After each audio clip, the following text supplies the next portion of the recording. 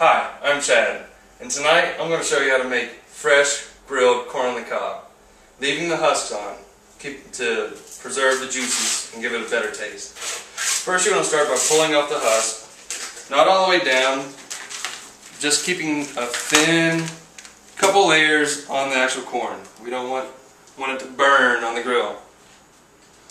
So once we get it down to a nice little husk formation, we're going to take a knife and cut off the tips far enough up to where you don't have the tip, but the husk is still connected to the corn. Discard those, and you see that we have a nice tipless piece of corn ready to go in the oil and the foil.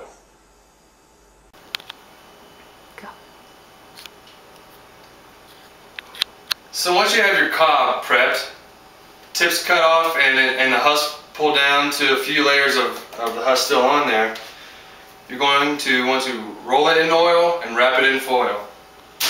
So I have vegetable oil. You can use canola or olive oil, it doesn't matter, because it's not going directly on the corn itself. It just helps facilitate the cooking process because it's more or less steaming the water out of the husk than it is actually cooking the corn itself.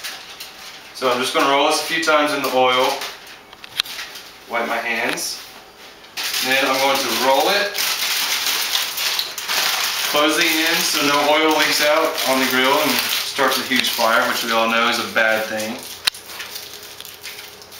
Make it nice and tight, and now it's ready to go on a grill.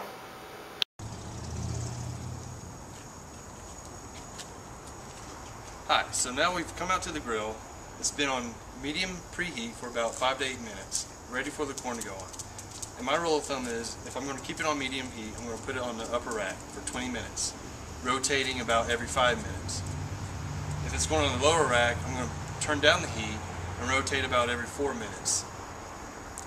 That's in case if you need it to cook faster and you have people waiting on the corn, which most people are always waiting on food.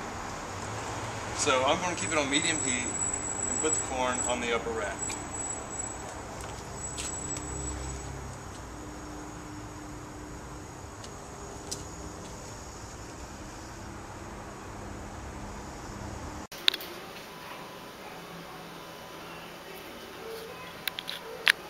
Okay, so we've just taken these off the grill. They're really hot. You can actually hear them still cooking a little bit. We had to move inside because of some unruly dogs next door, so we needed to come in here in order to do this. Normally I would do it outside because it is kind of messy, but if you got the room and space in the trash can, shouldn't be a problem. So you may be asking yourself, how am I supposed to unwrap this hot piece of corn on the cob, smothered in oil, wrapped in foil? Well, I've found that an oven mitt and tongs do the job just fine. So it's a little bit of caution, finesse, knowing how you wrapped it, but overall you can see that it comes out nice and cooked. And then it's just a matter of peeling away the layers like an onion, and you can even see just how nice that corn looks.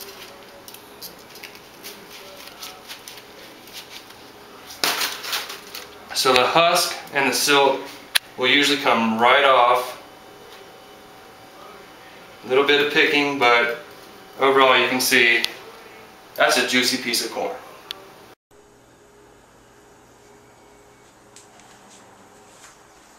Alright, so we have taken the husk and silk completely off the corn. And you want to make sure to take it out of the foil and husk because it'll continue to cook, especially with the oil in there. So the best thing I found is to take all that stuff off first, or as soon as possible, and that way it retains the juiciness, the crispness, and doesn't dry out and become, kind of bland. So with that said, here comes the best part. We're going to put a little bit of butter. I recommend putting a pat of butter like this on everybody's plate so they are allowed to butter as they will. as little or as much as possible, or as they want. So just going to spread this around, let it fall on the plate. That's the best part. Let it fall on the plate because that creates a puddle of butter. You're going to use that later on. So we roll that and spread it. Then for those that like a little extra kick on their corn, I'm going to use pico de gallo, which if you know what it is, you know where I'm going with this. If you don't, pico de gallo is nothing but chili powder and a little bit of salt, and it really kicks it up a notch, as Emerald would say. So I'm going to sprinkle some on the cob itself. Don't want to come out. Got to give it a little shake. There we go. And then some right on the plate in that butter. That's going to be useful because you're going to roll it around. So, bon appetit. Oh shit, that's good.